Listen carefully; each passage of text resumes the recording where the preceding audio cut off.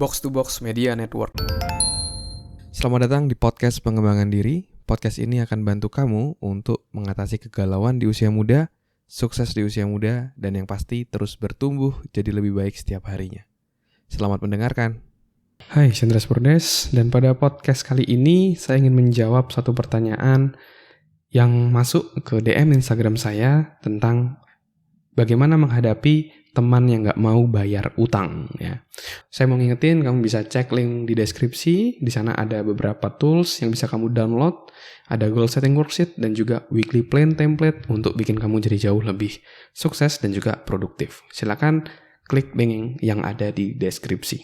Jadi saya mendapatkan pertanyaan dari Mirna. Ya. Dari Mirna, dia bertanya seperti ini. Kak, saya mau tanya, bagaimana kita harus bersikap stay menghadapi teman yang gak tahu diri? Misalnya teman yang suka minjem uang kita, tapi pas ditagih malah marah-marah ke kita, dan gak pernah menyicil utangnya sama sekali. Oke, kamu pernah gak punya teman yang seperti itu? Kamu udah minjemin duit, tapi dia gak mau nih bayar utangnya. Terus apa yang mesti kita lakukan menghadapi teman seperti itu? Dan saya pun juga pernah ya menghadapi teman yang seperti ini gitu. Waktu itu saya kuliah di Surabaya di salah satu universitas swasta. Itu ada juga tuh waktu itu kakak kelas tuh tiba-tiba minjem duit gitu buat makan. Terus ya udah saya minjemin dan sampai sekarang pun uangnya nggak kembali gitu. Entah memang sengaja tidak mengembalikan atau kelupaan, saya nggak tahu. Tapi ya memang harusnya dikembalikan. Nah, dari situ awalnya saya juga merasa resah dan gelisah ya menghadapi orang-orang tipe-tipe seperti ini. Sampai akhirnya saya belajar satu prinsip dari salah satu orang di mana mengatakan bahwa ketika kita mau minjemin utang, kita harus meminjamkan uang yang kira-kira kita rela uang itu untuk hilang. Maksudnya nggak dikembalikan pun kita juga rela.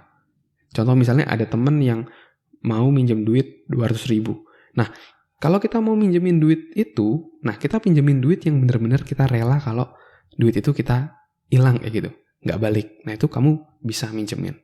Kenapa? Agar hubunganmu tidak hancur dengan orang lain ketika utangnya tidak dibayar. Akhirnya setelah itu saya punya prinsip. Saya setiap mendapatkan penghasilan atau setiap punya uang, itu saya selalu masukkan ke dalam budget-budget tertentu dalam pengelolaan keuangan saya. Ada yang saya masukin ke dana pendidikan, dana investasi, dan lain-lainnya. Dan saya juga punya porsi untuk bersedekah. Ya, kira-kira berapa persen, kayak gitu. Dan sampai saya punya sisa uangnya berapa.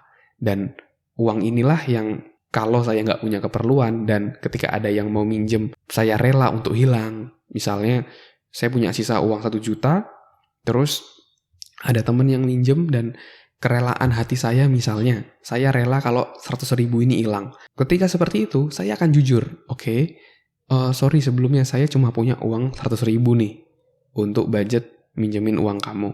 Nah, kamu bisa menyampaikan itu sehingga kalaupun dia nggak kembalikan, ya udah, it's okay karena kita rela dan hubunganmu nggak akan rusak. Dan juga ini akan menjaga keuanganmu juga. Kalau kamu melihat seluruh uangmu, terus ada orang minjem, kamu melihat, oh saya punya nih uangnya, kamu kasih. Nah itu keuanganmu yang akan jadi boncos juga, kayak gitu ya. Jadi kamu harus membudgetkan porsi-porsi uangmu kemana-mana, kemana aja. Ada pendidikan, investasi, senang-senang pun juga ada, sedekah dan lain-lainnya. Kamu bisa cek di episode saya bagaimana mengelola budget keuangan ya. Mungkin nanti kan saya akan ketik juga di deskripsi biar kamu bisa klik menuju ke episode tersebut. Terus kamu melihat dari budget sisamu ada berapa dan kamu tanyakan ke dalam dirimu mana yang kamu rela kalau uang ini, berapa persen dari uang ini kamu rela untuk hilang. Kalau kamu misalnya rela ya udah 200.000, oke lah, ya udah itu yang kamu pinjam. Kalau misalnya kamu nggak rela, ya udah bilang aja kamu nggak ada budget kayak gitu ya. Kamu nggak ada budget untuk meminjamkan uang tersebut. Bukannya kamu gak ada uang, tapi kamu gak ada budgetnya untuk meminjamkan uang tadi. Dan prinsip ini cukup membantu saya untuk menjaga hubungan dengan orang lain dan untuk menjaga keuangan saya. Pernah ada yang mau minjem untuk usaha lah, usaha di Bali lah, meskipun teman deket gitu ya, dan dia bilang rumah saya juga di sini, kamu tahu rumah saya dan lain-lainnya. Tapi karena saya nggak rela, karena uangnya juga cukup besar waktu itu, akhirnya saya mengatakan bahwa saya nggak bisa minjemin uang karena saya tidak ada budget. Dan akhirnya ya lebih enak kayak gitu ya, daripada kita minjemin duit, tapi malah kitanya yang jadi nggak enak hati sendiri. Oke, jadi jangan lupa budgeting dan juga lihat kerelaan hatimu mau minjemin berapa yang kira-kira kamu rela kehilangan uang tersebut. Oke, mungkin itu dulu sharing kali ini. Semoga bisa bermanfaat dan menginspirasi. Dan kalau kamu merasa podcast ini bermanfaat, kamu bisa kasih rating bintang 5 di podcast ini. Dan juga kamu bisa sharing ke teman-teman terdekatmu, sahabatmu, pacarmu ya, agar mereka bisa mendapatkan inspirasi yang sama, bertumbuh jadi orang yang jauh lebih baik, dan membuat circle-mu jadi pribadi yang jauh lebih produktif, jauh lebih baik setiap harinya. Oke, thank you semuanya.